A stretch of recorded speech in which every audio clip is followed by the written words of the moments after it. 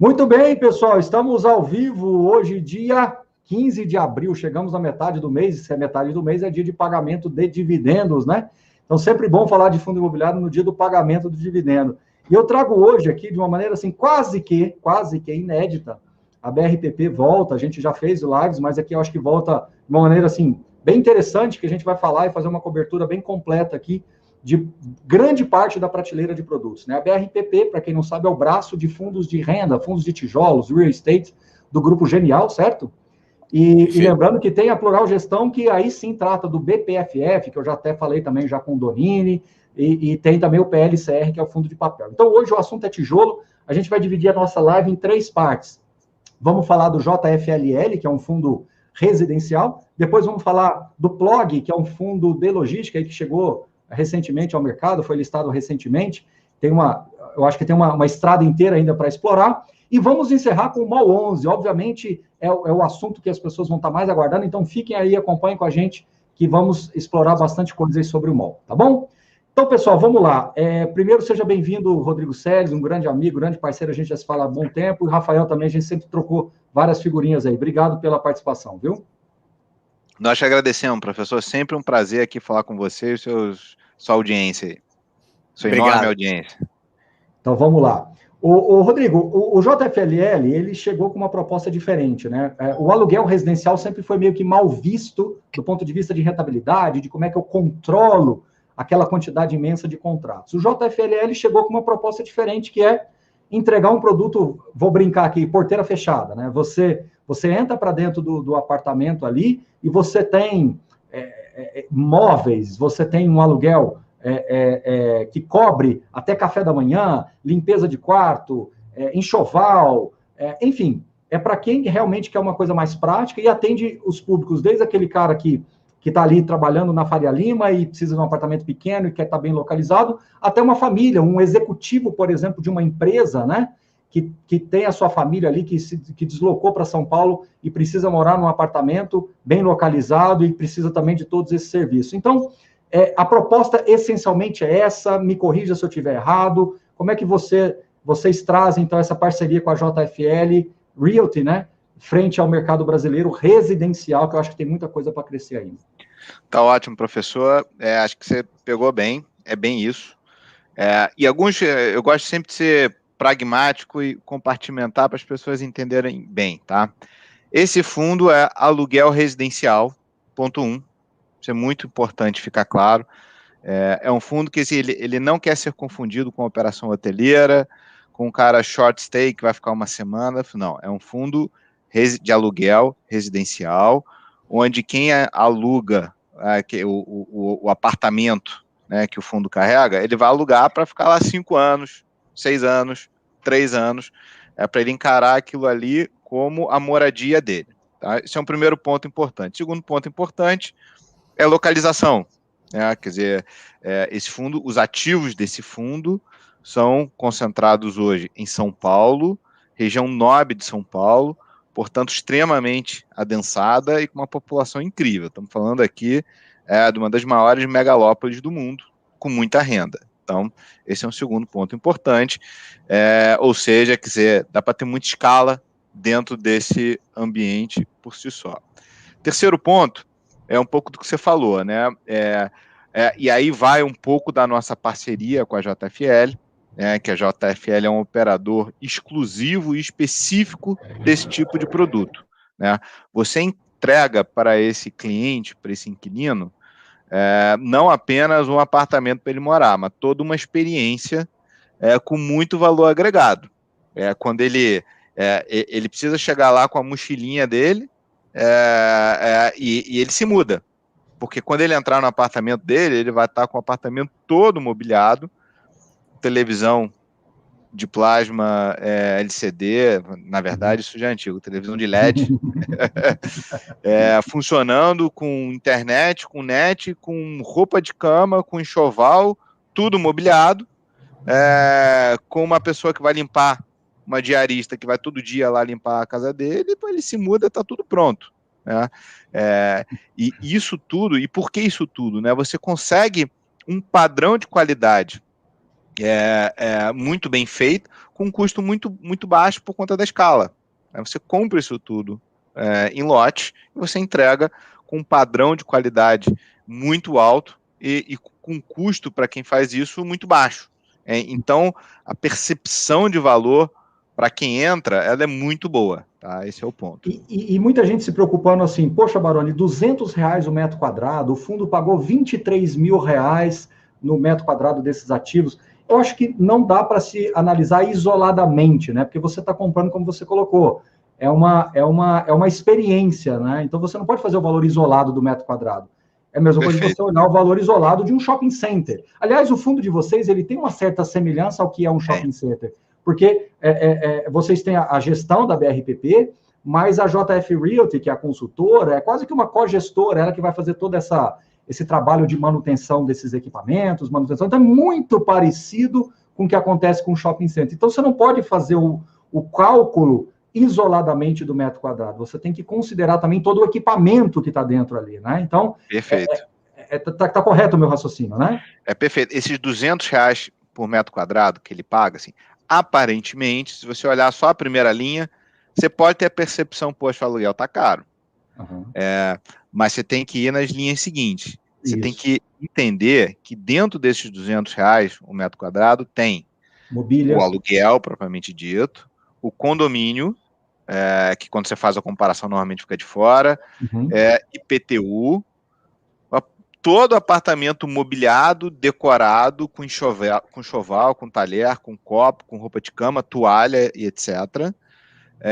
Internet, uma diária, uma diarista, né? Todo dia vai lá e vai fazer a limpeza básica do seu apartamento. Uma vez por semana tem a limpeza pesada, que vai pegar a toalha, vai pegar a roupa de cama, vai lavar e vai devolver para o quarto a mesma roupa de cama. Você não tem uma troca de que você tem certeza que você vai a sua toalha vai voltar para você. Você tem café da manhã todo dia, se você quiser.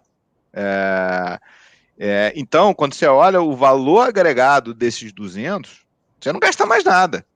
Tá tudo embutido ali. Sem contar que o condomínio, né? Você tem piscina, você tem sauna, você tem spa, você tem academia de ginástica, você tem quadra de tênis, o outro você tem uma lojinha, Lojas Americanas, que funciona 24/7 sem parar. Então você tem uma série de conveniências. E se você for fazer a conta paralela, não, eu vou comparar, achei um aluguel mais barato, tá? Mas você vai contratar uma empregada, vai contratar isso, vai contratar aquilo, acaba sendo mais caro. Esse é o ponto. Rafael, deixa eu fazer uma pergunta provocativa aqui. Daqui a pouco a gente vai responder, o pessoal quer saber... Bota as provocativas para ele. O pessoal, inclusive, quer saber se comparar com o Lugo, então daqui a pouco, Rodrigo, eu volto com essa provocativa para você. Mas antes eu quero fazer uma outra provocativa. Rafael, tem escala isso? O que o Rodrigo Seles colocou é lindo, é maravilhoso. Mas tem escala isso? Ou seja, se você quiser operar uma experiência como essa em Recife, em Fortaleza, em Florianópolis, aqui em Goiânia, você acha que esse fundo tem potencial para crescer? Ou nós estamos falando de um nicho? Vou fazer uma brincadeira. Nós estamos falando, é igual prédio corporativo na Faria Lima. Você não vai ter 10 fundos operando ali, porque não tem como ter vendedor o suficiente. Baroni, a gente começa, eu diria, que com um fundo nichado, né? A gente começa, de fato, com ativos muito focados em São Paulo, é um ativo muito perfil, a gente chama de que é o perfil AAA, né?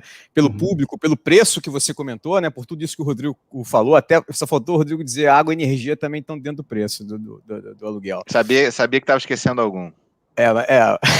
Então, ele começa assim. Agora, uma coisa que é interessante, Baroni, que você colocou, quando você fala de multifamily, e isso é muito importante colocar aqui para os nossos investidores e para o mercado como um todo, ele não é meramente você comprar apartamentos isolados em empreendimentos, você tem que ter o controle do empreendimento. E você sabe, você ter o controle de um empreendimento, de um prédio, é muito difícil. E esse fundo, acho que ele tem uma vantagem com relação aos outros fundos residenciais, que pelo fato de a gente ter parceria com a JFL, a gente tem uma fábricazinha de novos projetos. Então, a escala ela passa um pouco por isso, porque também acaba sendo um pouco uma barreira de entrada para novos fundos residenciais nesse tipo de produto. Então, por exemplo, a gente sabe que a gente consegue crescer esse fundo ainda em São Paulo para mais de R$1 bilhão. Por que eu consigo crescer para mais de 1 bilhão em São Paulo? Porque a JFL hoje tem 4, 5, 6 empreendimentos em desenvolvimento na cidade, que caso eles performem, caso eles tenham uma taxa de ocupação bacana, caso de fato eles comecem a gerar resultado, o fundo pode ir lá e comprar. Então, primeiro, como é que eu vejo esse fundo? Hoje ele começa muito nichado, mas com um potencial de crescer muito em São Paulo, e esse fundo pode, de fato, ter 4, 5 empreendimentos em São Paulo, mas foi o que você falou. A gente hoje não ainda vislumbra entrar em outras capitais, mas eu acho perfeitamente possível. Mas aí eu faço uma ressalva. Você tem que adaptar um pouco o produto ao perfil do seu cliente, a capacidade, né, de pagamento, perfil de renda. Isso vai refletir também no preço e no custo da construção. Então, a Exatamente. Conta fecha por uma outra... O que eu quero perguntar é o seguinte, essa experiência pode ser realizada aqui em Goiânia? Sem dúvida, sem dúvida. E eu acho que isso vai ser um crescimento orgânico e natural do fundo ao longo dos anos. Você sabe por que eu estou batendo nessa tecla? Porque tem um certo preconceito do aluguel residencial. Só que eu tenho que deixar claro aqui que JFLL não é só aluguel residencial. Aluguel é uma das camadas do fundo. Você tem todo um outro trabalho por detrás. Pois bem, ô Celis, deixa eu jogar essa bomba aqui no teu colo. Ó. Esse fundo é semelhante ao Lugo? Ele... Sim e não, tá? Ele está dentro da mesma classe de residencial para renda, tá? Que a gente chama aqui de multifamily, mas ele tem algumas diferenças estruturais muito importantes, tá? Eu vou falar algumas aqui, depois o Rafael me complementa. Uma que é muito importante falar é o foco do produto, tá? Aqui, quer dizer, a JFL, que é a developer, quem é o developer? É o cara que achou a oportunidade, pensou no produto, desenvolveu, fez o projeto para aquilo, construiu e opera, tá? A JFL só faz isso. Ela só sabe fazer isso, ela nasceu para fazer isso, então tem uma exclusividade total, com um olhar para isso. Isso é muito diferente, né? Quer dizer, um incorporador, normalmente, ele tem um cacuete de girar. Ele pensa no terreno hoje, vai fazer a conta de retorno, vende, quanto mais rápido vender, mais o maior retorno dele, e vai embora para outro projeto.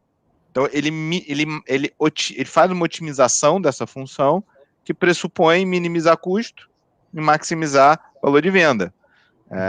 Então, a JFL, ela otimiza uma outra conta, otimiza a duração do produto no longo prazo, otimiza a operação do produto, porque o piso, ela não vai comprar o piso mais barato, ela vai comprar o piso que vai dar menos trabalho, menos manutenção, menos limpeza, etc, etc. Eu dei um exemplo em vários. Então, a otimização do produto é focado para esse tipo de coisa no longo prazo, que é diferente das outras que tem um cacuete mais de incorporação, que tem, segundo ponto, né? Eu acho que assim, o produto aqui do JFL é um produto, quer dizer, com um nível, uma classe social mais alta, tá? Isso, quer dizer, eu não quero dizer que é melhor ou pior, eu estou dizendo que é uma diferença, e você tem alguns benefícios, talvez algumas vantagens de ser numa classe mais baixa, mas você tem alguns benefícios claros aqui, que é a questão de adimplência, a questão de retomada de imóvel, a questão de você ter um público aí que eventualmente tem uma otimização na operação. Você tem alguns benefícios que, terceiro, todos os ativos desse fundo são ativos performados. Tá? A gente quer dizer, vai comprar os ativos que já estão prontos, operando, sem nenhum contrato guarda-chuva com o incorporador, desenvolvedor, etc, etc. A gente tem uma coisa semelhante, acho que a gente vai abordar mais à frente, que é a subordinação, mas são coisas independentes, né? Rafael, quer complementar alguns pontos? Não, só 30 segundos, só para não tomar muito tempo sobre isso, professor, se puder, acho que primeiro a diversificação geográfica também é bem importante, né? Acho que o Lugo está muito focado, acho que se não me engano, é Paraná, São Paulo e Minas, enquanto que a gente está focado em um AAA, né? E a gente está, foi o que o Rodrigo falou, nosso aluguel é R$200 o metro quadrado na média, quando a gente olha para o Lugo, ele está na faixa ali de R$40 o metro quadrado, então outro produto, é outro tipo de segmento de cliente. O Lugo, por exemplo, ele trabalha com seguro residencial, a gente trabalha sem seguro, e aí eu posso te explicar lembrar que no nosso caso, pelo fato de ser sem seguro, eu faço a cobrança antecipada do aluguel e meu processo de retomada é muito mais fácil. Porque quando você vai fazer uma cobrança judicial... Você não judicializa, você não vai judicializar nunca. Pois é, se você tem um seguro, você tem que executar o seguro, eventualmente uma fiança, um garantidor. Você tem um processo, né? Você tem que seguir Exatamente. o rito, você tem um rito. Você tem um rito processual a seguir, Exatamente. que no nosso caso, por não ter o seguro, acaba sendo melhor nesse sentido, mas é óbvio também que a gente tem que fazer uma análise de crédito muito importante. Eu acho que isso é um ponto fundamental do produto. Isso faz com que, obviamente, no fim do dia, e aí é uma vantagem do nosso produto, a inadimplência hoje é zero, tá? Sim. Então, acho que isso são diferenciais nossos também. E outro diferencial que eu quero pontuar aqui, que eu acho que vocês também vão atingir um público corporativo. É o dono, é o cara da multinacional que vai alocar 3, 4 apartamentos para os seus executivos morarem. Perfeito. Enquanto estiverem participando de um projeto, enfim, é outro. E esse ponto Não, só para complementar, perfeito. A gente tem hoje, professor, se a gente puder falar aqui, alguns clientes que estão no relatório, a gente divulga isso, Nubank, C6, Pinheiro Neto, Samsung, 99, a gente tem diversos clientes corporativos hoje. Hoje, a média dos nossos locatários são, de fato, clientes corporativos. Deixa eu dar um exemplo prático, essa questão de inadimplência. Inadimplência é melhor. Um exemplo prático, acho que vai ilustrar muito bem o que a gente está falando. Como a gente cobra na frente o aluguel, e como no aluguel, não é só o aluguel, tem o aluguel, o condomínio, o aluguel do mobiliário, etc., essa boleta do cara pode chegar a 15, 20, mais de 10 mil seguramente. Enquanto que no outro, às vezes o cara com R$1.000, ele consegue. Então, é um filtro na entrada. O cara tem que estar R$20 mil na conta dele para conseguir entrar. Eu vou voltar a comparar com shopping. É comparar o shopping Pátio Higienópolis com o Largo 13. Não tem melhor ou pior. São estratégias diferentes, são posicionamentos diferentes. E a gente, se o cotista do lado de lá quiser combinar os dois dentro da mesma estratégia, é ter residencial combinado. É igual você ter um shopping mais classe A junto com um outro classe. Não tem certo ou errado, são teses. Exatamente, são teses, né? Exatamente. Agora eu vou responder essa pergunta. Este fundo não será o HTMX melhorado? Não, não tem nada a ver. Você está comparando laranja com banana. Não é hotel, não tem essa perspectiva de ser hotel. Então, não. Muito bom. Nada de hotel. Nada de hotel, exatamente. Queremos desvincular dessa tese. Exato. Então, não. Bem não mesmo. A gente recebeu ontem num plantão de dúvidas aqui na SUNY e eu prometi responder para o rapaz hoje. E foi uma falha imensa minha, uma deselegância minha de não ter anotado o nome. Eu anotei a pergunta e não anotei o nome. Então, peço desculpas para o nosso assinante aí, que eu não anotei o nome. Falta de atenção minha aqui. Ele fala a pergunta o seguinte, eu vou tentar explicar a pergunta dele, que eu acho que vai ser mais fácil. Ele quer entender essa mecânica do fundo comprar uma participação junto com a JFL, né? Então, num dos ativos da Faria Lima, vocês têm praticamente 40%, que dá 75% da participação de 51%, Perfeito. Que dá mais ou menos 38%, 40%, e a própria JFL também tem uma participação ali, justamente para que vocês possam ter controle do ativo.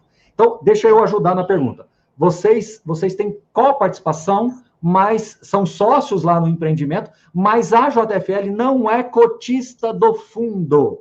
Ou seja, você tem esse alinhamento de interesses, e eu já quero completar com a segunda parte da pergunta dele. Concorda comigo, Rafael, que exclui totalmente o risco de ter aquela questão do desenquadramento do fundo, igual a gente está vendo lá com a BC Plaza, aquela discussão toda? Falei bobagem? Por favor. Não, está perfeito. É bom esclarecer isso para os investidores, professor. Existe uma copropriedade no ativo. O fundo ele não detém participação em SPE da JFL e nem a JFL detém participação de 25% no fundo. Isso não tem absolutamente nada a ver. O que acontece é no warehouse, que é o produto que você falou, da Faria Lima, o fundo ele detém 75% de um determinado apartamento e a JFL 25% daquele mesmo apartamento. E isso vale para todos os apartamentos que a gente comprou em copropriedade. Tanto para o warehouse, que nós dois juntos temos 51% do empreendimento, na proporção de 75% para o fundo e 25% para a JFL, quanto no VO, que o fundo tem 7,5% e JFL tem 92,5% de 100% do empreendimento. Exatamente. Então, nós somos minoritários, né? E vocês podem amanhã, exemplo, fazer uma emissão e aumentar a participação nesse da Vila Olímpia, que é o VO. Não tem problema. Sem dúvida. Exatamente. A ideia é manter o controle. Não tem relação de fundo imobiliário da JFL com o fundo propriamente dito. Isso tem que ficar muito claro para todo mundo. É um investimento de sócio, com a cabeça de sócio, mas não dentro da mesma estrutura de veículo de investimento. É isso aí. A SPE, que uma porta, pode ser igual a outra, não tem problema, mas cada um está apartado dentro do processo, certo? Perfeito. Então tá bom.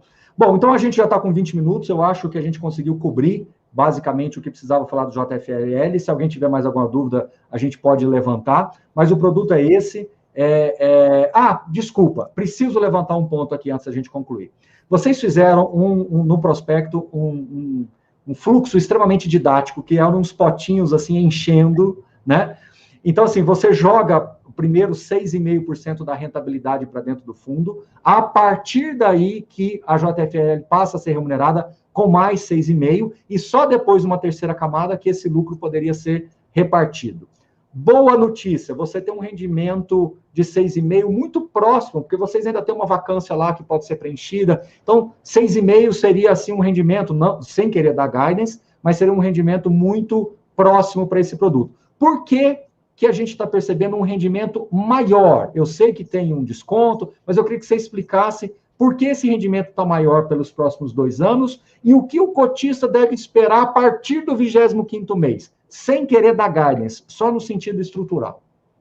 Perfeito. É exatamente isso, professor. Quando a gente começou a estruturar o produto, a gente entendia lá que era importante, como o VO ainda estava fazendo ramp-up, né, de taxa de ocupação, a gente conversou isso muito com a JFL, a gente entendeu que era importante ter um mecanismo de subordinação de renda, que é exatamente isso. Pensa numa garrafinha d'água. Se você é sócio de alguém, o que você faz? Com a garrafinha, você enche os 2 copos ao mesmo tempo, cada um na sua proporção. No mecanismo de subordinação de renda, e não é garantia de renda, é muito importante ficar claro isso para o nosso investidor, é subordinação. Você tem uma preferência no resultado. Então, o que acontece? Primeiro, você vai encher o seu copinho até você ter aquele 6,5% ao ano, uma base mensal. Encheu? Aí você vai encher o copinho da JFL, 6,5% numa base mensal. Encheu? Aí você vai na proporção da sociedade, da copropriedade naquele ativo, encher os 2 copinhos ao mesmo tempo. Só um pouquinho, a Érica perguntando o que é ramp-up. Ramp-up é quando você tem um ativo que está em crescimento. Você entrega e ele está... É igual você entregar um shopping e ele começa a performar e ele vai escalando, ele vai surfando aí. Exatamente, Érica. Até para exemplificar, o VO ele foi inaugurado em janeiro de 2020 e acabou o ano em dezembro de 20 com 50%. Ou seja, o crescimento dele ao longo de 2020 foi de 0 para 50%. Por isso que a gente fala que é o ramp-up, é o crescimento. Rampa acima. Rampa acima. Exatamente. Então, esse é um mecanismo de subordinação que não é garantia, né, de renda. E foi como o Baroni comentou. Por que hoje o fundo, quando você olha a rentabilidade mensal dele, está acima dos 6,5% ao ano? Porque também no momento da estruturação do produto, a gente, entendendo até o momento de mercado, a gente conversou com a JFL e combinou o seguinte, olha, vamos fazer aqui, vamos dar uma pimentinha aqui a mais para o nosso investidor, vamos nos 2 primeiros anos, já que a gente tem a subordinação, vamos dar aqui essa pimenta a mais, que é o desconto da taxa de consultoria que está inclusa, inclusive, na taxa de administração. Então, como é que funciona lá hoje? Eu tenho no fundo, professor, 1,15% ao ano de taxa de administração, que inclui o quê? O administrador, o gestor, o consultor, escrituração, custódia, tudo. Tudo custa 1,15%. Desse 1,15%, 0,85% ao ano é a taxa de consultoria da JFL. Então, o que a JFL fez? Ela abriu mão, nos 2 primeiros anos, de 0,85% ao ano. Por isso, quando o investidor fizer a conta, e ele vai olhar a distribuição do mês passado, ele vai ver que a gente distribuiu 0,62 centavos, que vai dar mais ou menos esse 7,35% ao ano. Entendi. Mas com relação à cota do IPO, né? Vamos imaginar, exatamente, vamos fazer um exercício aqui mental. Nós estamos lá no 25º mês, o portfólio está mais ou menos com 90%, que é o padrão que vocês mais ou menos trabalham, isso. 90% de ocupação, né? Isso. 0 inadimplência, tudo bonitinho. O cotista do fundo, ele espera, nesse primeiro momento, o 6,5%. Isso. Ele só vai ter a mais do 6,5% se realmente o aluguel estiver tendo uma correção melhor, a JFL já ter tirado o 6,5% dela, e aí a terceira fatia do bolo passar a ser compartilhada também, correto? Correto, perfeito, 100%. Isso aí, professor. Perfeito. Bom, Ô Célis, nós já estamos aqui com 25 minutos de live e eu vou fazer uma coisa diferente. eu quero usar os últimos, 20, 25 minutos também para o MOL 11, que eu acho que vale a pena a gente debater alguns pontos. Então, Célio, eu vou fazer diferente. Eu vou te passar a palavra e vou pedir para você usar os próximos 5, 10 minutos para você explicar um pouquinho do PLOG. Então, agora nós vamos falar do PLOG, que é o Plural Logística, que é um fundo que chegou investindo junto com o 20 Logística. Vocês fizeram uma aquisição 50-50, um ativo em Pojuca, né? Que é um ativo logístico lá, que tem algumas particularidades de locatários, de revisionais, de possíveis desocupações. Tem sim lá uma conta garantia. Eu queria então que você explicasse um pouquinho isso para todo mundo. Eu acho que é um fundo que, quando ele ganhar um pouquinho mais de tração, Célis, eu já deixo vocês dois convidados aqui novamente para a gente falar só de PLOG, quando o portfólio ficar um pouquinho mais robusto, aí eu tenho certeza que vale a pena a gente explorar isso. Então, conta um pouquinho da história, Célis, e depois eu prometo para todo mundo a gente usar os últimos 20, 25 minutos para MOL 11. Então vai lá, Célis, a palavra é sua. Tá bom. Vou introduzir e o Rafael também, dentro desses 5 minutos, vai complementar. Joga a bola entre vocês aí, vocês que mandam. Parceria nossa. O PLOG é o nosso fundo de logística, tá? Como uma plataforma, como uma gestora aqui de tijolo, né? A gente pretende ter fundos de cada classe de ativos, né? O PLOG, ou PLOG, é o nosso fundo para logística. Ele nasceu com uma oportunidade que a gente conseguiu adquirir no Nordeste, né, em Pernambuco, em Pojuca, a região de Pojuca, que é grande, ali, Grande Recife, uma região muito forte em termos de logística, é a terceira maior região do Brasil, só ficando atrás de São Paulo e Rio. A gente tem alguns pontos ali muito importantes, tá? Sendo também uma forma bem direta para todo mundo entender. O ativo é 100% ocupado, né? Eu tenho 3 bons inquilinos ali, como o Wilson Sons, que é o grande operador logístico, CT Botelho, né, que é um armazém distribuidor de placas solares, né? E esse tema está crescendo muito no país. E Armazém, que é uma empresa que também de distribuição de produtos da Zona Franca de Manaus. Então, temos, assim, o ativo é 100% ocupado, e a oportunidade de aquisição foi única, que a gente comprou o ativo muito barato. A sua audiência aí deve estar acostumada aí com o dividend yield que os fundos de logística dão, que é algo em torno de 5,5%, alguns um pouquinho mais, alguns um pouquinho menos. A gente conseguiu comprar esse ativo muito barato, né? Então, a gente vai entregar a nossa expectativa, sem a garantia de rendimento, etc., mas se você ver o valor do aluguel e o que fica no meio do caminho em termos de custos, a gente vai conseguir entregar dividend yield superior a 8%. Então, é uma oportunidade excelente em termos de yield, no ativo que está 100% ocupado, numa praça que é muito importante, né? E eu estou a menos de 10 quilômetros do Porto Suape. Então, eu não só funciono como um galpão logístico para distribuição, como eu também funciono como uma retroárea portuária. Na atividade de importação e exportação, alguns materiais, equipamentos, precisam esperar para ser exportado ou precisam esperar da importação para o desembaraço. É muito caro ficar esperando esse material lá no porto. Então, essas retroáreas portuárias, elas são muito importantes, porque elas são mais baratas do que ficar esperando lá na área portuária, que é uma área, quer dizer, muito pequena. Então, eu tenho essa relevância estratégica, eu estou 100% ocupado. O mercado de Pojuca, o mercado de Recife, ele tem um índice de vacância muito estável, né, relativamente pequeno comparado com Rio e São Paulo, e ele é muito estável, né? Você não tem grandes choques de oferta e demanda, então é bom para você estar dentro dessa região com pouca flutuação. Então, quer dizer, foi uma aquisição muito oportunística, né? A gente entende que o fundo ele começou relativamente pequeno, são 75 milhões, monoativo, né? É monoativo porque ele tem esse complexo, mas ele tem 3 inquilinos distintos. E a gente tem uma expectativa, obviamente, e estamos trabalhando para isso, para crescer esse fundo. Você falou que comprou barato, fala do cap rate antes de falar dos locatários, por favor. Tá bom, Rafael, senão eu vou acabar falando tudo. Então, vamos lá, o complemento aqui. E essa é bom falar de número, né, professor? Eu gosto também de comparar número. A gente pagou no ativo menos de R$ 1.900 o metro quadrado. É um valor muito barato. Quando você olha isso refletido na cota 100 do fundo, você está falando de um preço próximo a R$ 2.200 o metro quadrado. Quando você compara com outros fundos de logística multiativos... Ele cresce um pouquinho por causa dos custos da oferta, do fundo, etc. Tá? Exatamente. O ativo foi 1.900, mas você olha a cota 100, ainda por volta de 2.200. A cota 100, né? 2.200. Hoje está por volta de 90. Então, hoje, se o investidor comprasse uma cota aí de PLOG, ele estaria comprando R$ 2.000 o metro quadrado, que é muito barato, tá? Você repor um ativo parecido com esse é mais caro do que R$ 2.000 o metro quadrado.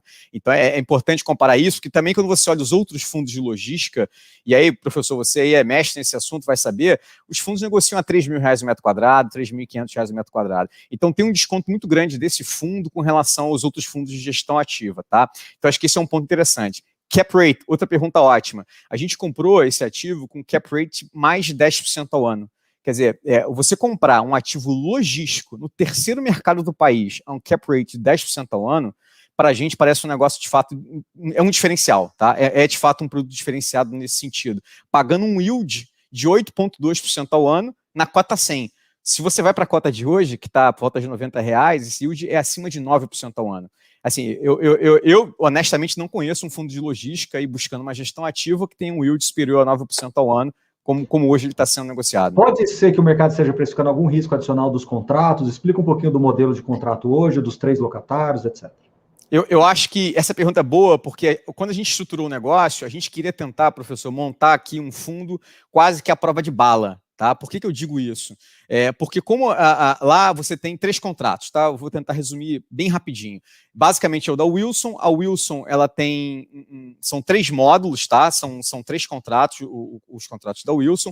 Cada módulo mais ou menos 8.000 metros quadrados, total de aproximadamente 24.000 metros quadrados. Existe um módulo que é atípico, cujo contrato vai até dezembro de 22, e dali ele se torna típico em janeiro de 23, e os outros 2 módulos típicos, os contratos vão até novembro de 38, tá? O que quando a gente comprou o ativo, e hoje em negociações com a Wilson a gente sabe, existia, obviamente, e isso foi comunicado lá atrás, um potencial risco da Wilson sair do galpão. Tá? Inclusive isso em dezembro, quando a gente foi ao mercado, a gente colocou isso muito claramente no prospecto, que era um risco. Tá? Até agora não saiu, eles continuam lá nos galpões, mas o que a gente fez para tentar mitigar esse risco? Tá? A gente constituiu uma conta garantia ou uma conta escrow, que é a mesma coisa. Nessa conta garantia, o que a gente combinou com o vendedor? O ativo ele custou, eu vou falar 100% do ativo, apesar da gente ter comprado 50%, tá? 100% do ativo custava 133 milhões. Perfeito? O que a gente fez? A gente pegou um valor equivalente a 8 milhões de reais e deixou nessa conta garantia. Tá? E paguei para o vendedor, nós pagamos, no caso, metade de 125 milhões, e o VILG, que é o fundo da 20, como você comentou, comprou os outros 50% e pagou a outra metade dos 125 milhões. Para que servem esses 8 milhões? Caso qualquer locatário rescinda um contrato dentro de um prazo de 24 meses, aliás, até 3 anos da aquisição ou até 24 meses da potencial vacância. Caso exista essa rescisão contratual, eu vou na conta escrow e recebo o aluguel. Ou seja, o investidor, dentro de 2 anos ou até 3 anos, não vai ficar sem receber esse aluguel. É importante falar isso. Se não der nada, esse dinheiro vai para o vendedor. Esse dinheiro, exatamente, se daqui a 2 anos, vamos supor o seguinte, daqui a 2 anos, a gente não haja nenhuma rescisão contratual, aí eu libero esses 8 milhões para o vendedor. E esse 8 milhões seria suficiente para distribuir esses supostos 65 centavos tranquilamente, mesmo que no cenário extremo da saída da Wilson Sons. Perfeitamente. Aqui a gente fez a conta para durar exatamente esses 2 anos. Então, mesmo que saia e que a gente fique 2 anos sem conseguir alugar, no cenário total de estresse, tudo deu errado, no cenário total de estresse, eu consigo ir lá e pagar o yield. E qual que é o vencimento dos contratos? Tem 2038, mas tem um outro que é mais recente, né? Isso, a gente tem a CT Botelho, cujo contrato vai até 2027, é um contrato típico, que é um outro galpão, um galpão de aproximadamente 30.000 metros quadrados, e eu tenho a Suporte, que é o entreposto da Zona Franca de Manaus, que o Rodrigo comentou, que é um contrato que vai até 2030. São todos contratos muito longos, tá, professor? Então vai até 2030, é o contrato lá com a Suporte. Que é um galpão de aproximadamente 14 mil metros quadrados, um pouquinho mais. Para fechar, Celes, lembra de cabeça aí a vacância da região? 13%. 13, 14, é. Pronto, então tá bom. E o preço praticado está muito fora da realidade? O preço praticado dos galpões típicos, professor, está abaixo da realidade. Por quê? Porque os contratos foram assinados no meio da pandemia, são contratos novos. Quer dizer, mesmo estando no momento de meio de pandemia, os galpões foram alugados abaixo do preço médio da região. O que está fora de mercado é o módulo atípico da Wilson, que é esse módulo que eu falei de 8 mil metros quadrados. Lembrando, o galpão, os 3 galpões somados têm 70 mil, tá, metros quadrados. O módulo atípico da Wilson tem 8 mil metros quadrados, ou seja, ele é um pouco mais de 11% em termos de ABL, né, dos galpões. Esse módulo ele está fora de preço, porque ele é um contrato atípico que já tem aí 8 anos que ele vem sendo carregado a IGPM, com esse GPM que você sabe como é que tá, né, Baroni? Quer dizer, não está fácil, né? Então, esse contrato vem sendo... Então, ele está fora de mercado, esse módulo em específico. Mas, na média, os galpões estão a R$15 o metro quadrado, tá? Celes, o cenário que você, Celes, trabalha é muito mais de uma correção da Wilson, mais permanência do que desocupação. Sem dúvida nenhuma. Acho que quando acabar a tipicidade do contrato, eu acho que a gente vai renegociar um valor menor, ainda assim acima da média do mercado, mas obviamente eles vão continuar ali. Aí a conta escrow vai ser usada não como renda garantida, mas como renda complementar. É diferente um pouquinho, né? É isso aí. Exatamente, na rescisão, sim. Porque a renda garantida, o conceito de renda garantida, eu acho que é um pouquinho diferente, né? Eu acho que a renda garantida, ela combina mais quando você tem um ativo em obra, em construção, e você tem um vendedor que vai lá e garante um cap mínimo lá. Aí eu acho que isso é cara de renda garantida. Esse outro tem mais um viés muito mais de renda complementar do que garantida. Né? É uma rescisão para minimizar risco, para minimizar risco, não é para garantir nada. É isso. Exatamente. Bom, cumprimos a missão com o Plog, então agora chegou a hora do tão esperado MOL 11, né? Celes, você tem um carinho muito grande pelo fundo, eu já conheço a história já bem lá de trás, e eu quero já te chegar fazendo uma provocação saudável. Por que o mercado enxerga hoje, por que alguns analistas, por que algumas pessoas de mercado insistem, no bom sentido da palavra, de falar que MOL 11 é um fundo defensivo, mesmo sendo do setor de shoppings, no meio de uma pandemia? Explique por que se criou esta visão aí em relação a MOL 11. Muito bom, professor. Realmente eu tenho um carinho muito grande por esse fundo, né? Eu sei disso. Vou dar algumas informações, alguns exemplos. Primeiro, se você tiver a curiosidade de olhar para trás e ver nos últimos 12 meses, né, que por acaso você pega 12 meses de pandemia, e analisar qual o fundo que mais distribuiu, o MOL 11 vai ser o que mais distribuiu pelo valor patrimonial dele. Então, isso é mais do que projeção e teorias e tal, assim, na prática, ele realmente se mostrou defensivo nos últimos 12 meses. Segunda explicação, e por que ele foi o que mais distribuiu e por que ele tende a continuar assim, tá? A gente tem um portfólio bom, né? É um portfólio defensivo com ativos dominantes. O ativo dominante, ele tem algumas características, basicamente a resiliência. Então, em momentos ruins, né, a gente manteve um índice de ocupação altíssimo nos nossos shoppings, beirando aí 97%, 98%, alguns deles continuam com 100%, obviamente sofreram, obviamente tivemos que suspender aluguel enquanto o shopping esteve fechado, tivemos que dar desconto para manter alguns lojistas, mas a ocupação continua muito alta, tá? E isso é uma tendência em ativos bons, né? Quando o lojista está com problema de dinheiro, tá com algum problema, e esse lojista ele tem lojas em vários shoppings, ele vai fechar naqueles que são piores e vai fazer um esforço maior para manter a loja aberta naqueles shoppings bons, né? Então, isso é uma característica. Os nossos ativos são bons, são dominantes e são resilientes. E o terceiro ponto que é importante de destacar, que quando a gente adquiriu alguns ativos, né, a gente tem 7 no portfólio. Desses 7, em 3 deles, quando a gente comprou, a gente negociou uma renda mínima garantida pelo vendedor. Então, já, se eu paguei 100, por exemplo, e eu combinei com o vendedor que pelo menos 8% em cima daquele 100 você vai me pagar, e se o ativo por algum motivo não distribui aquilo, você tira do seu bolso e me dá. Quando a gente olha esses 3 ativos, eles representam, em termos de NOI, de rendimento, eles representam mais ou menos 1/3 do nosso portfólio. Então, como se a gente tivesse 1/3 do portfólio garantido por uma renda mínima mensal, bancada pelo vendedor. Só fazer uma correção, também, de novo, a característica mais da renda complementar do que garantida, né? Porque a gente tem esse vício de linguagem normal. É o apelido, é uma renda complementar. E efetivamente o vendedor, durante a pandemia, está tirando dinheiro do bolso para complementar aquela renda que, obviamente, ficou abaixo do projetado, né?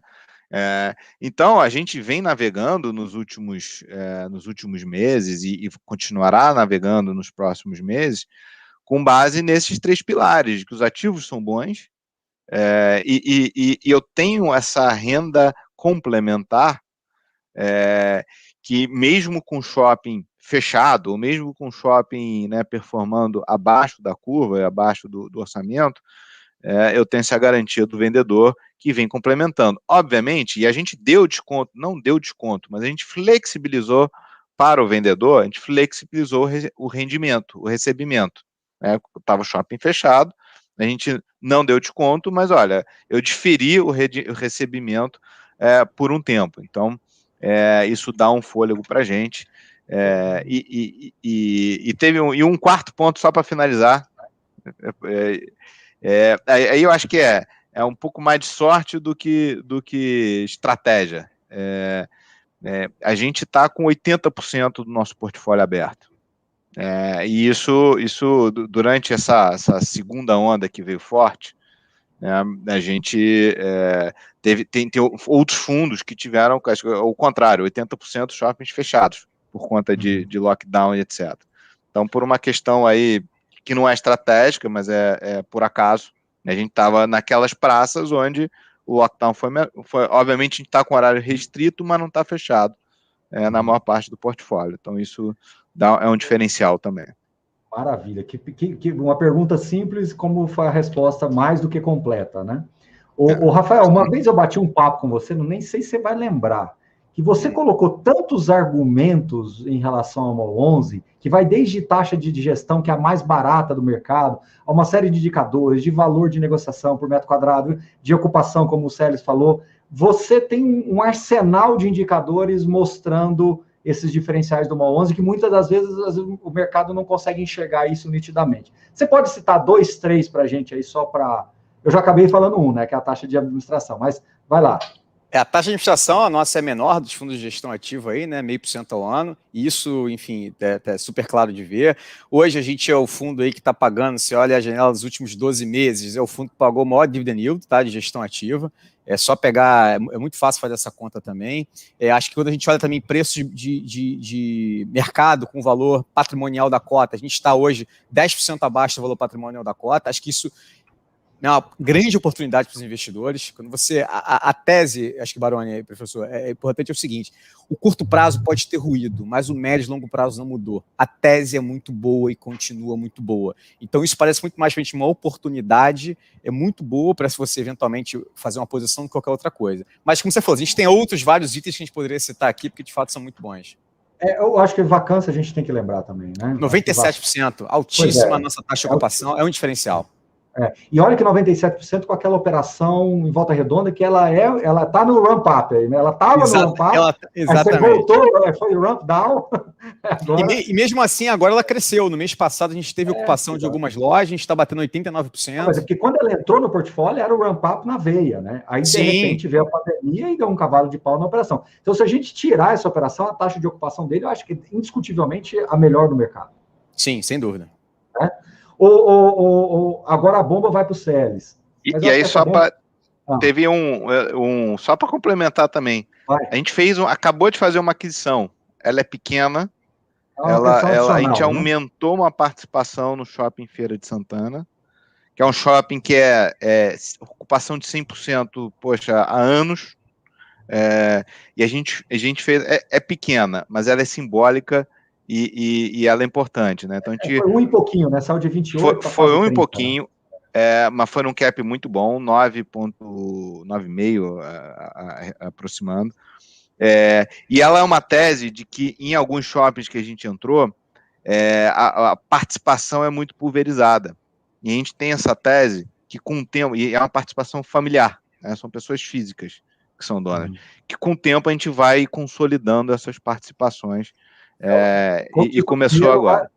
O mineiro vai comendo pelas beiradas, né? Vamos comendo pelas beiradas, exatamente. Ó, jogar uma bomba no colo de vocês, eu acho que o Rafael pode matar essa no peito, não deve ser difícil, né? Por que deu problema lá nas demonstrações financeiras? Saiu um fato relevante hoje e tal? É pro cotista perder o sono? O que está acontecendo? Né? A gente perde o sono com o administrador, mas... Deixa que a gente perde o sono pelo cotista. Eu vou tirar uma foto aqui e vou mandar isso aqui. Pode tirar. Pode tirar e mandar. Exato. Assim, ó, vou escrever assim, ó. Aí, ó. Peraí. Isso. Aí, ó. Vamos colocar pressão no administrador. Não, quem foi que perguntou? Alex Lima nos ajudou bastante aqui. Essa pergunta foi muito boa, Alex. Brincadeiras à parte, a DEF está subindo hoje. Tá? Foi divulgado ontem uma data até que não, enfim, dia de 20 e poucos, eu acho, colocaram algo nesse sentido, 23 que seria o limite para enviar. Absolutamente, a gente entrou em contato aí com todo mundo, resolvemos o que estava pendente e hoje está subindo a DEF. Não tem problema nenhum. Assim, tá? E aí é só problemas burocráticos. Não houve nada. O auditor, o sócio novo, tudo. Não há nenhuma preocupação. Não há nenhuma preocupação. Não é nada de errado. Não. Agora eu quero puxar a orelha do Célis. Ô, Célis, por que está difícil gastar o caixa? Vocês fizeram alguns trades, ótimo, parabéns, acertaram na veia, só trade assertivo, girou o portfólio, alocou, desalocou, girou dentro do mês, enfim, palmas para vocês. Mas qual está sendo a dificuldade de alocar mais? Vocês têm, me corrija, Rafael, se eu estiver falando bobagem, 70 e poucos milhões em caixa ainda? 70 milhões em caixa, sim. Qual a dificuldade de alocar mais? Ou seja, o pessoal ainda está com a cabeça do cap de 2019, ninguém quer vender no cap da pandemia. O que está acontecendo no mercado que vocês não estão conseguindo fechar essa alocação? Tem uma série de motivos, tá? Não tem um motivo aqui para te colocar, mas é um conjunto de coisas. Primeiro, precificação de ativo é um momento complicado. Você perdeu um pouco a referência. E aí, o que quer dizer isso, perder a referência? O vendedor tem a referência dele que continua alta, né? Tem lá 2000. Você vê, a referência que faz algum sentido você olhar é 2019. Já estamos retroagindo, né? Estamos orçamento 2021, tem realizado 2020, e nós estamos com referência de 2019. Já é uma coisa atípica no setor. Então, mas como é que está o orçamento 2021? Os orçamentos 2021 foram feitos pré-segunda onda. Então, obviamente, já estão frustrados. O vendedor, ele nunca quer se frustrar, ele quer manter, porque sabe que vai. E nós temos que ser responsáveis por esse momento que é difícil você entender por quanto mais tempo vai durar essa pandemia, como é que vai ser a vacina, se a retomada vai ser mais rápida. Nós somos otimistas com retomada, mas é uma incerteza, né? E é difícil você botar na conta essas incertezas. Então, isso é um primeiro ponto. Segundo ponto, shoppings costumam ser equipamentos grandes, né? E os valores são grandes. Esse caixa, ele pode parecer grande, né? Mas não é. De fato, estamos sendo cobrados por isso, e esse caixa, mas ele é pequeno por uma aquisição no setor.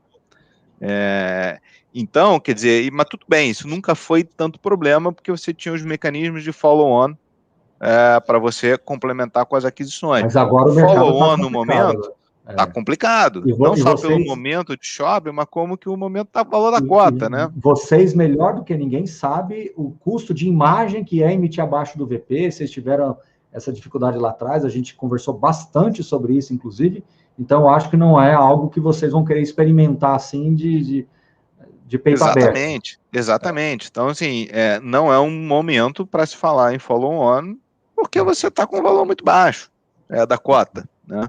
Faz sentido você emitir uma cota a 105, 106, 110, sendo que você está piscando a tela a 95, 96, 97, qualquer um prefere comprar no secundário.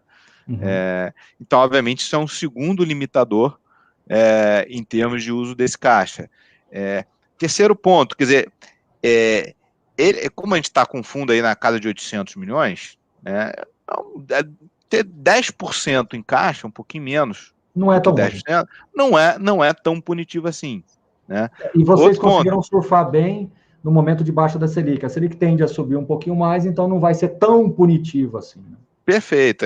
O custo de oportunidade é baixo e a gente, quer dizer, como uma gestão ativa, a gente conseguiu otimizar esse caixa, fazendo boas operações de trade, que a gente deixa de uma forma muito transparente nos relatórios, quem tiver curiosidade dá para olhar, a gente efetivamente destaca do nosso resultado quanto veio de trade, sempre em fundos de outros shoppings. Pedido meu, esse crédito aí pode esse crédito do Barão, esse eu tenho que bem lembrar. O pessoal acha, quando eu falo com o gestor, que eu peço, eles acham que eu estou brincando. Tá aí, ó, pronto. Ele puxou a nossa orelha, abre lá quanto é que tem de trade. Tá certo, professor? Exatamente. Vamos abrir. Então, e a gente tem também, quer dizer, em alguns ativos nossos, como, por exemplo, Tabuão, né? Tabuão é um ativo super prime do mercado, não é só do nosso. O pessoal até falou aqui que quer que vocês aumentem a participação nele. Mas lá vai ser quase impossível. A aliança foi difícil pegar essa participação. Aumentar ali vai ser complicado. Mas ali eu tenho a conversa em Tabuão é muito mais de expansão do ativo do que qualquer outra coisa.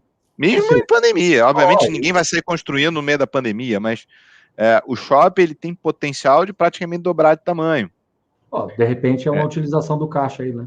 Exatamente. Então, quer dizer, expansão costuma ter uma rentabilidade fantástica. Melhor, muito melhor. Porque, em geral, você ancora menos. Claro. Então, é mais rentável. Em geral, você já tem deck park desconstruído, então você gasta menos em outras atividades. Então, é uma forma de você crescer sem aquisição, mas é um crescimento de expansão, propriamente dito. Então é importante você também ter um caixa reserva para você eventualmente fazer uma expansão no shopping, fazer uma revitalização no outro. Eu não sei se essa pergunta eu vou para o Célio ou para o Rafael, mas, por exemplo, pega aqui ai, meu Deus, cadê ele, hein? Bom, eu lembro de cabeça aqui. É que ele falou assim, não seria interessante aumentar, por exemplo, a exposição no shopping Itacaruna? Eu quero até melhorar um pouquinho... Aqui, achei, é o Thiago. Eu queria até melhorar um pouquinho a pergunta dele. A operação de Itacaruna foi uma operação meio polêmica, assim, será que realmente esse shopping é bom? Ele está ali na divisa ali entre uma parte da cidade e outra. Será que a operação é legal? O que vocês têm para falar sobre Itacaruna? E se houver a possibilidade de aumento de participação, vocês aumentariam com conforto? Tiago, excelente pergunta do Tiago, hein? Essa foi bem provocativa, tá? Exato. Essa é uma pergunta... de novo, pergunta boa, vamos lá. Itacaruna é um shopping muito maduro, o que é muito bom, tá? Ele foi um shopping muito dominante para a classe BC.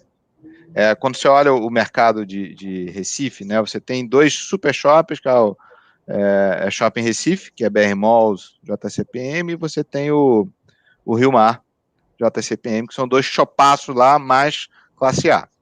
Aí você tem um BC, que é o Itacaruna, que remou sozinho por muito tempo nesse nicho. E recentemente você teve a inauguração, deve ser coisa de 2 anos, 3 anos, um shopping Olinda, que é relativamente próximo e também é para o mesmo grupo, mesma população. Mesmo foco lá ali, divisão ali da cidade, né? Ela fica ali na fronteira, vai. Exatamente. E o público quase que integral de Olinda era atendido pelo Itacaruna. Então, sempre que você tem uma inauguração de um outro equipamento, de um porte grande, como é o caso, você tem ali uma acomodação do setor, Então, o Shopping Itacaruna, nos últimos anos, ele sofreu um pouco por conta dessa nova concorrência. Aí o mercado está se acomodando a esses dois equipamentos, você começa a ter troca de um lojista aqui, outro lojista ali, mas o shopping é muito bom. Então, respondendo a pergunta, eu compraria sim, se eu puder, mais participação no ativo. Os sócios ali são muito bons. E essa divisão de público, ela já se acomodou, porque ela tem sempre um espasmo e depois ela se acomoda. Já está nessa fase, então. Exatamente. Você tem esse período de reequilíbrio. A gente tem como sócio ali a própria JCPM. Então, a administração... É um grupo muito forte lá, né? É um grupo fortíssimo na região. Fortíssimo, então, você tem, quer dizer, você tem dados, você tem informação, você tem pressão de lojista. Então, é um shopping que a gente gosta muito e é um shopping bom. Ele é bonito, ele é agradável. Ele vai ter seu público, né? É um belo equipamento. Você vai ter seu público sempre ali. Agora, ele tem um peso muito pequeno na nossa carteira. Ele tem a participação de 6 e poucos % então, lá. Você aumentaria tranquilamente sem... Não tem problema nenhum aumentar, os nossos sócios são bons ali. Gente, cumprimos a missão, né? Foi difícil, mas falamos dos 3 fundos, né? Do JFLL, falamos do PLOG e falamos do MOL11, conforme prometido. Então, e teremos mais. Outros fundos para falar depois. É isso aí, missão dada, missão cumprida. Em breve tem mais. É isso aí, vocês serão sempre bem-vindos, tanto vocês, vamos falar da área de tijolo, quanto o Donini também, que eu também tenho um carinho muito especial, da área de fundos líquidos, se é que eu posso dizer assim, né? Fundos líquidos. Isso aí. Fundos de papel. A gente chama de fundos de papel. Fundos de papel. É isso aí. Gente, muitíssimo obrigado. Quais são as palavras finais aí, Rafael? Professor, mais uma vez eu agradeço muito aqui o espaço.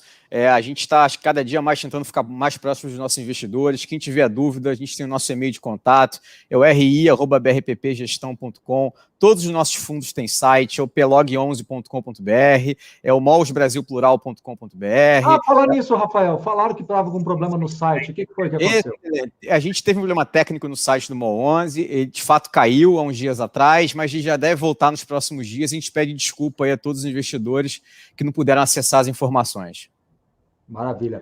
E o JFL que eu falei, desculpa, só o jfl11.com.br, jfll11.com.br.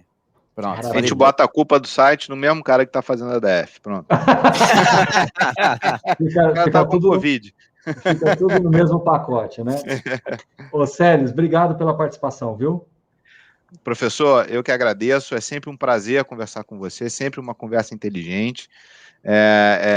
E para os ouvintes, sempre fiquem ligados no professor, porque isso que realmente traz a importância para o setor, né? A vigilância dele, nos cobrar mais informação, mais transparência, nos provocar em perguntas aí que são realmente mais complicadas, e a gente está aqui para isso, né? Para tentar realmente responder tudo, e a gente tem uma obrigação com a transparência e a informação, né? E é isso que vai fazer realmente a indústria continuar crescendo.